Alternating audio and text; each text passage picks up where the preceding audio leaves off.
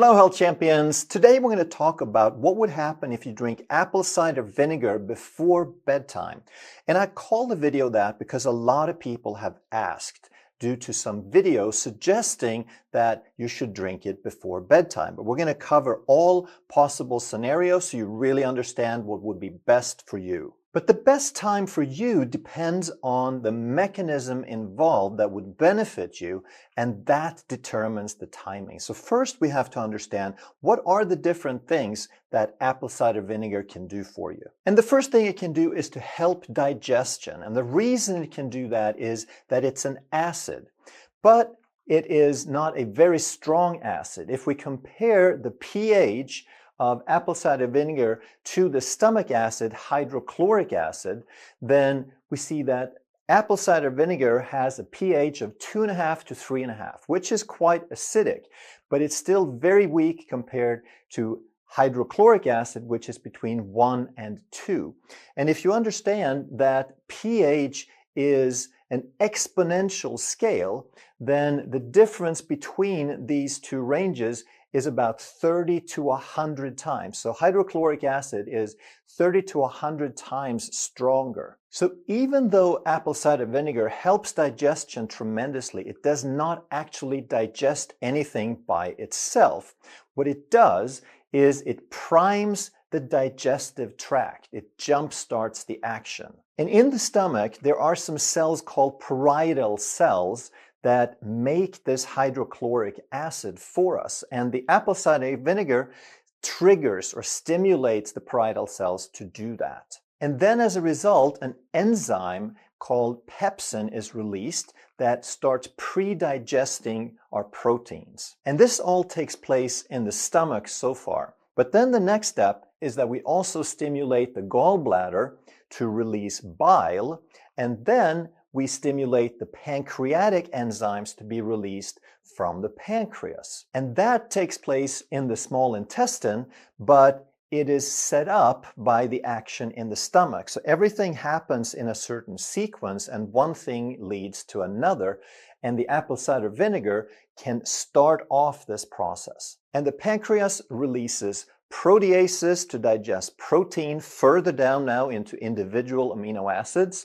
It releases lipases to break down fat, which the gallbladder started with the bile, and also some carbohydrate breakdown with amylase. And apple cider vinegar can be very, very helpful here because a lot of people have something called hypochlorhydria, which means they don't make enough hydrochloric acid, enough stomach acid by themselves, so apple cider vinegar can help stimulate this process. And if you don't have enough, now you can get symptoms like bloating and all sorts of different forms of indigestion. You can get malabsorption, meaning if you don't start the digestive process properly, then you also can't absorb the nutrients properly. And in addition to protein, we can also be missing out on iron, calcium, and magnesium. And if we don't have enough acid, we can also get acid reflux or GERD, gastroesophageal reflux disease. And this is one of the biggest misconceptions out there because people feel the burning and they think they have too much acid, which is usually not the case. Typically, people don't have enough acid, and when we don't break down the food properly, then it just sits there, and now that's what starts bubbling back up and creating the symptoms. Apple cider vinegar can also help you with blood sugar control because the active ingredient in apple cider vinegar is called acetic acid. And by improving the acidity in the stomach, we slow the gastric emptying and we slow down the absorption of carbohydrates and the rate that they turn into sugar, and therefore we're not going to get the blood sugar spikes the same way. In fact, they found that people taking apple cider vinegar with a meal, or before a meal rather, they could get up to 34% more insulin sensitivity. And the effects were greater in people with insulin resistance or type 2 diabetes that already had some trouble with this. Apple cider vinegar can also improve your fat burning. It can stimulate fat burning. And the reason it does that is that apple cider vinegar or acetic acid will increase the activity of AMP kinase or AMPK. And AMP stands for adenosine monophosphate. And if you notice, that sounds a lot kind of like adenosine triphosphate. And the reason is they are kind of similar. They're part of the same process. So we have this little group, this molecule called adenosine, and then that is hooked up to a phosphate group. And this phosphate group, if we have one, that makes it adenosine monophosphate. But we could have more of these hooked up. And if we have two, that's called adenosine diphosphate, ADP. But what we're really wanting is the energy currency of the body called adenosine triphosphate, ATP. So the more of these phosphates we have hooked up, the more they act like a high energy state. It's like we're storing energy in a spring here. And when we have ATP, we are fully loaded to take advantage of that energy, and we can release one of these springs and we can get that energy back. Then it turns into ADP. And usually we just go from ADP to ATP back and forth, but in a really low energy state, it becomes adenosine monophosphate. So this AMPK, it monitors the ratio between the very low energy states of AMP and the high energy states called the ATP. So if that ratio is off, then if that AMP is relatively high, then that means that we need a lot more energy. So we always have different amounts of AMP, ADP, and ATP, and the body monitors, the AMP kinase monitors these ratios, and if we have a relatively high ratio, higher than normal amount of AMP and lower than normal amount of ATP, that indicates that it's a low energy state. And apple cider vinegar can shift this a little bit to get this process started to make energy a little bit easier. So therefore, it will tend to increase fat burning to make energy and reduce fat storage. And it can also help a little bit more that apple cider vinegar will reduce appetite by increasing a satiety hormone, a hormone that makes you feel more full, more easy, called GLP-1. And apple cider vinegar can also help improve your gut health, because the active ingredient in apple cider vinegar, is, like we said, is called acetic acid. And that's actually a short chain fatty acid that is produced by some gut bacteria, but it is also consumed by other gut bacteria. So by taking some apple cider vinegar, we can also give these beneficial bacteria a little bit of a prebiotic, a little bit of food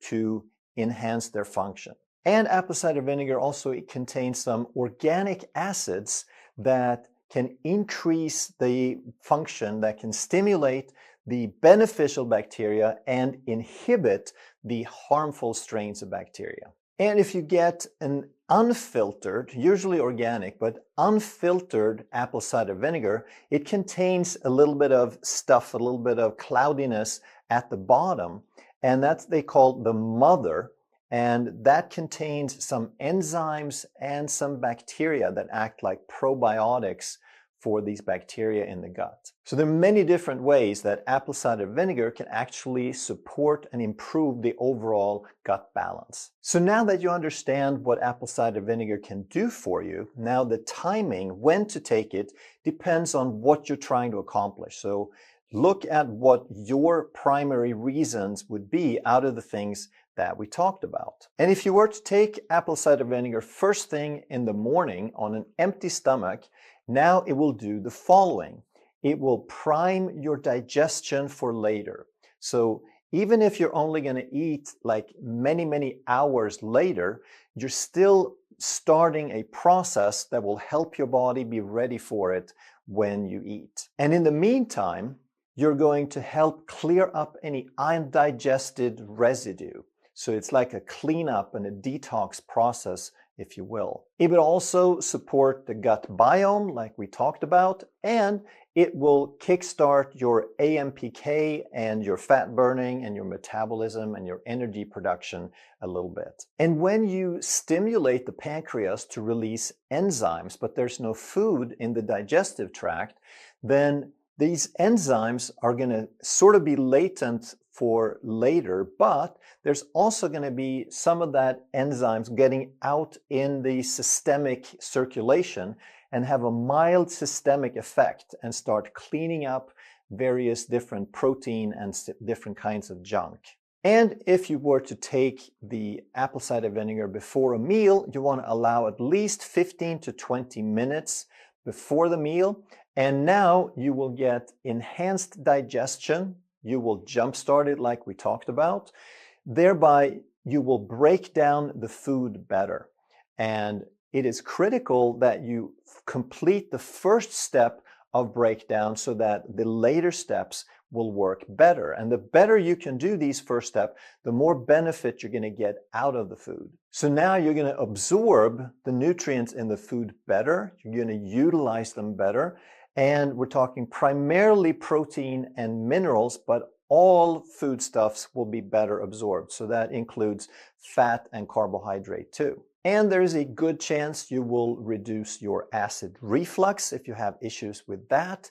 But like we talked about, one of the huge benefits is that you will reduce your blood sugar spikes. You will improve your insulin sensitivity dramatically. And you can also take it before bed, like we suggested in the title, and then you would improve the following primarily.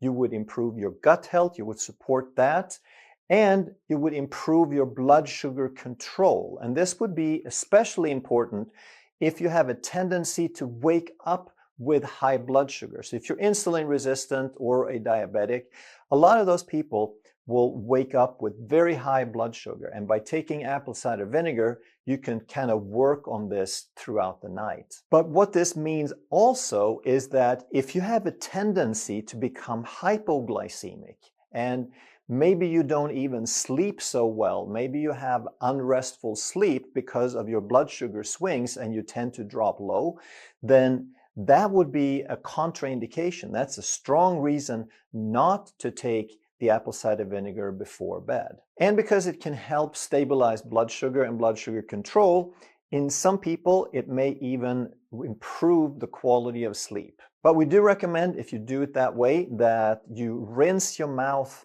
after taking the apple cider vinegar, and that you wait about 30 minutes to brush your teeth though, because the apple cider vinegar can kind of soften the enamel, so you don't want to get anything abrasive in there within that 30-minute period. But now let's talk about the dosage also. Does it change depending on when you take it? Well, a little bit. So if you take it first thing in the morning on an empty stomach, you would typically take 1 tablespoon, and that's about 15 milliliters for those who prefer the metric system.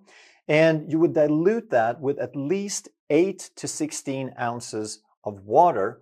And in metric, that would be 2.5 to 5 deciliters. And that's to reduce the potential irritation of the acid on your digestive tract, on your esophagus, and on your teeth. And then if you take it before a meal, now you would do the same amount. You would take 1 tablespoon if it's a low carbohydrate meal, because then you don't really need so much of the blood sugar control.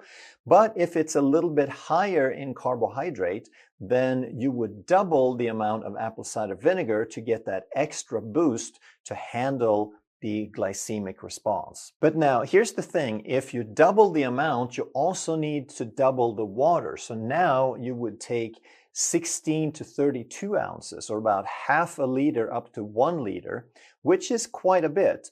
And you want to make sure that you absorb that before you start eating. And now you want to allow at least 20, but even better, probably 30 minutes before the meal. That way you have absorbed virtually all of that fluid, so it's not going to interfere with your digestive process. And if you take it before bed, at bedtime, or during the evening, Now you want to reduce the amount. And this is the biggest difference, because a lot of people suggesting you take it in the evening, they would still tell you to take 2 tablespoons. And that's going to be a lot for most people. So in the evening, you want to hold back on the amount because you don't need a whole lot. And there also is the potential to irritate the digestive tract, especially if you lie down and you have a tendency for reflux.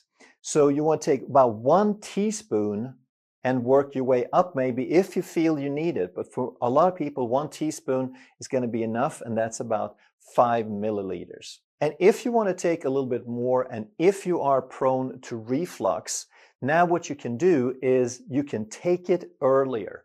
So it's not like you have to take it right before bed. If you have your last meal, let's say at 6 o'clock, and you go to bed at 10, then you just need to allow enough time really to digest the food.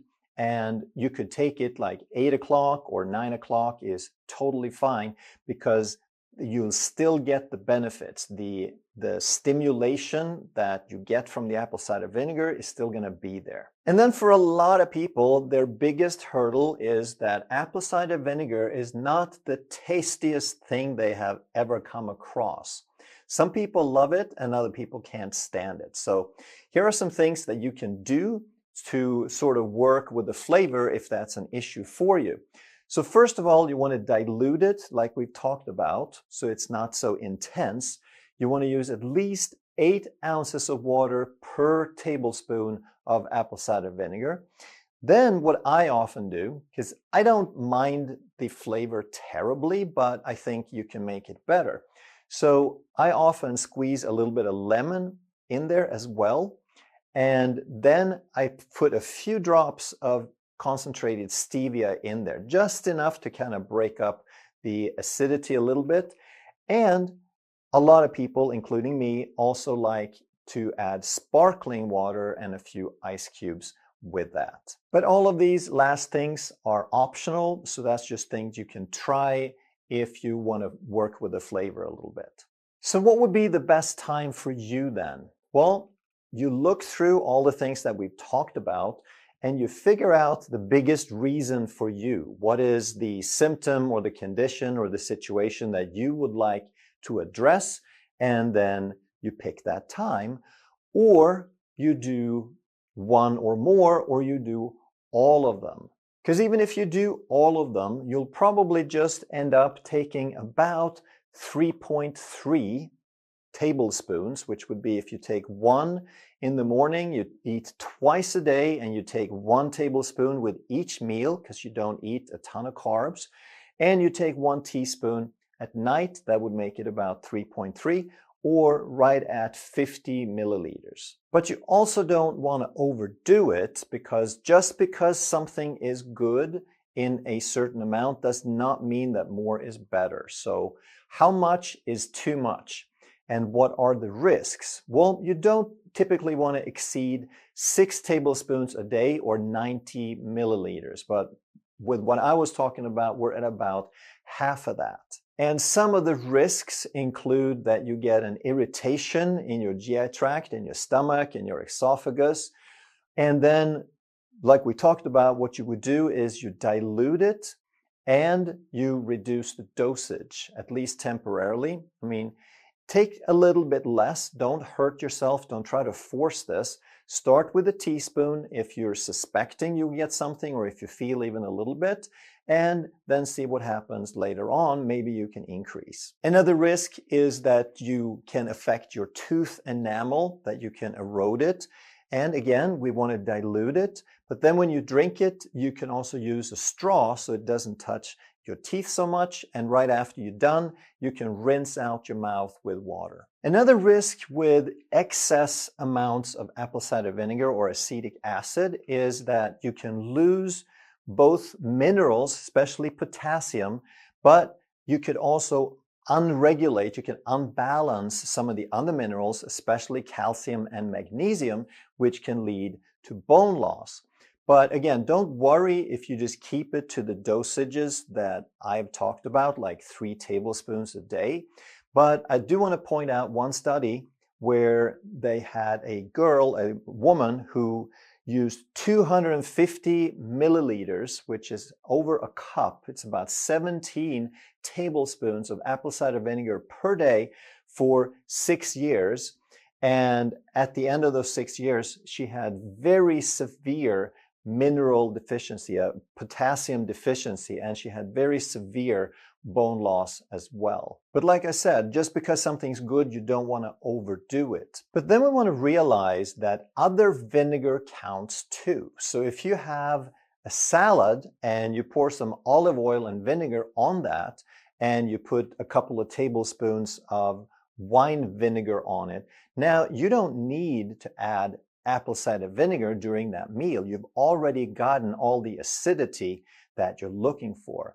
And there are other things as well, like hot sauce, that could be 30 to 50%, or some cases even higher than that, of vinegar. So if you toss your wings in hot sauce and you eat them, then you might add 2 or 3 tablespoons of hot sauce per person if you like it spicy. And now you've already gotten all the vinegar, all the acetic acid that you need for that meal. You don't need to add any. And even though I prefer apple cider vinegar, it doesn't mean that the white distilled vinegar doesn't work. The acetic acid in there is the exact same. Now, I would prefer apple cider because if it's organic and unfiltered, now you're getting some additional benefit with those enzymes and the probiotics in there. But even with the white distilled, you're going to get 90% of the benefits. So if you feel like apple cider vinegar is kind of pricey to use several times every day, then you could go, if that cost is prohibitive or very burdensome for you, then go to Walmart and buy that distilled vinegar by the gallon, and you can use these vinegar treatments for next to nothing. If you enjoyed this video, you're going to love that one. And if you truly want to master health by understanding how the body really works, make sure you subscribe, hit that bell, and turn on all the notifications so you never miss a life-saving video.